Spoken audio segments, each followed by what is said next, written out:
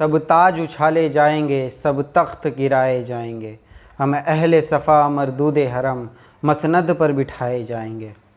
अस्सलाम वालेकुम नाज़रीन, मैं हूं मोहम्मद शाहनवाज़ और आज मैं आपके सामने फिर से एक नए वीडियो के साथ अपने चैनल हिंद स्लिम पर आपके सामने पेश हूं। आज का ये वीडियो और इसमें जो बातें कही गई है, जो बातें एक्सपोज़ की गई है, वो बातें हिंदुस्तान की सरज़मीन पर, हिंदुस्तान की खूबसूरती पर एक बदनुमा दाग है। आप मेरी बातों को गौर से सुनिएगा। अगर मैं कहूँ कि आपकी घर की एक महिला, वो आपकी बेटी, आपकी बहू, आपकी बीवी या आपकी माँ हो सकती हैं। हो सकता है वो गर्भवती हैं और उन्हें हॉस्पिटल में एडमिट करने की ज़रूरत है। आपने उन्हें हॉस्पिटल में एडमिट भी किया, लेकिन वहाँ पर उनके धर्म के आधार पर उनके साथ बर्ताव किया जा रहा है। किसी को एडमिट ही नहीं किया गया क्योंकि वो मुस्लिम है, या अगर किसी को एडमिट किया गया तो उनको उन्हीं के खून को साफ़ करने को कहा गया। वो रोती रहीं, वो थरथराती रहीं कि मुझसे ये नहीं होगा, मैं कमज़ोरी महसूस कर रही हूँ, मेरा नफ्स ठंडा पड़ता जा रहा है, आप मुझसे खून साफ़ ना कराएं।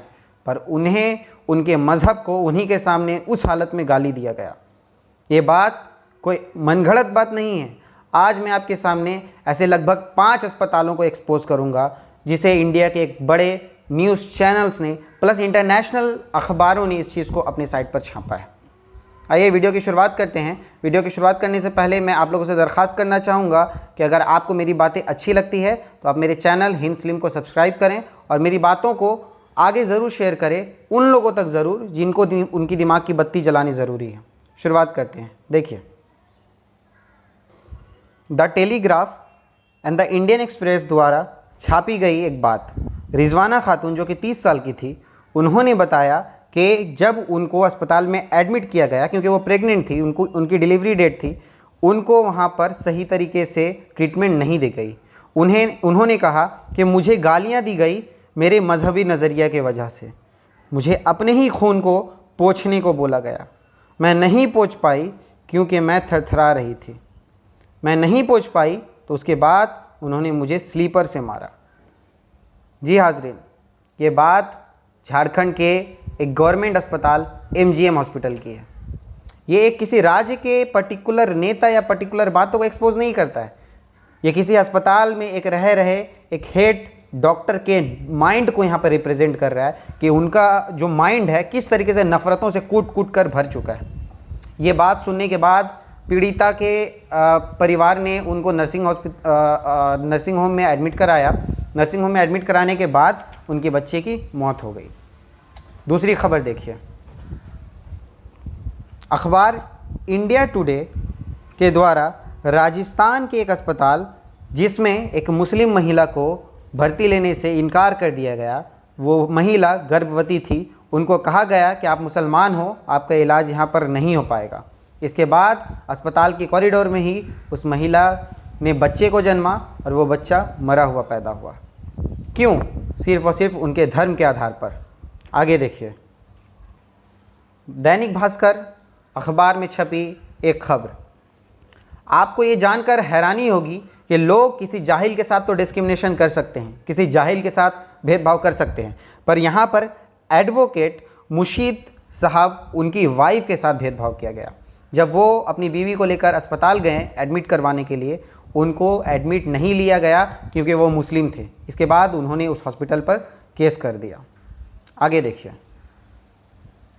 मेरठ के एक अस्पताल वेलेंटिस कैंसर हॉस्पिटल के द्वारा एक एडवर्टाइजमेंट जारी किया गया, एक पोस्टर लगा दिया गया हॉस्पिटल के बाहर में कि मेरे अस्पताल में मुसलमानों का इलाज अभी नहीं किया जाएगा। इसे न्यूज़ डी ने छापा और छापने के बाद पुलिस ने उन पर कार्रवाई की। लेकिन कार्रवाई के अलावा सवाल यहाँ पर ये उठता है कि आखिर ऐसा क्या हो गया जो सारे जहां को रक्षा प्रदान करने वाले डॉक्टर, हॉस्पिटल धर्म के आधार पर इलाज करने को मजबूर है। आगे देखिए,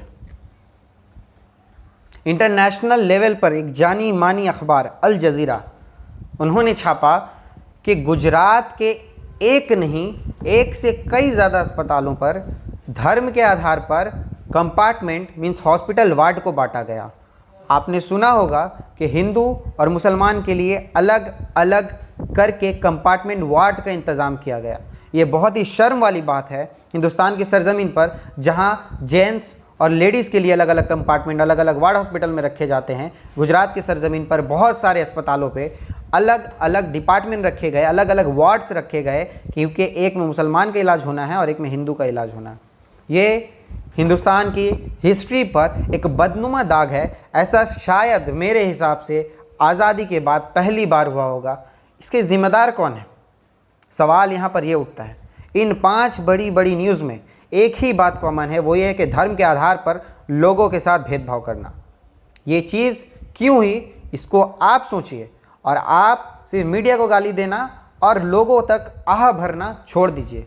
मीडिया रात और दिन सिर्फ जहर ही उगलती है, लेकिन आप और हम इसको सुनते हैं और उस पर एक्ट नहीं करते हैं। ये आप और हमारी कमज़ोरी है। अगर आप मोबाइल अभी उठाए, सोशल मीडिया का इस्तेमाल करें, आप गवर्नमेंट को टैग करें, अलग अलग लोगों को टैग करें जो आपके खिलाफ आवाज़ उठा सकती हैं, देखिए कुछ नहीं हो सकता। आप वैसे न्यूज़ चैनल को देखना बंद कीजिए, आप इसके ऊपर एक बड़ा एक्शन लीजिए।